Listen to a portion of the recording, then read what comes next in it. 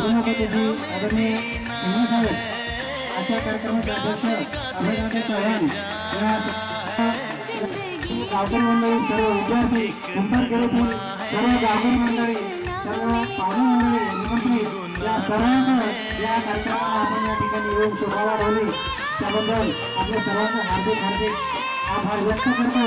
आणि जेव्हा ही शाळा सुरू झाली त्यावेळेस या ठिकाणी जवळच्या गावामध्ये वैद्य साहेबांच्या घरामध्ये भाड्याने घेऊन ही शाळा सुरू झाली होती। छोट्याशा रस्त्याचं हे आज वटवृक्ष झालेलं आहे आणि आपण या ठिकाणी सर्वांनी या कार्यक्रमाला शोभा वाढवली त्याबद्दल आपल्या सर्वांचं संस्थेच्या वतीनं, अध्यक्षाच्या वतीनं आणि सर्व शिक्षक मंडळांच्या वतीनं आभार व्यक्त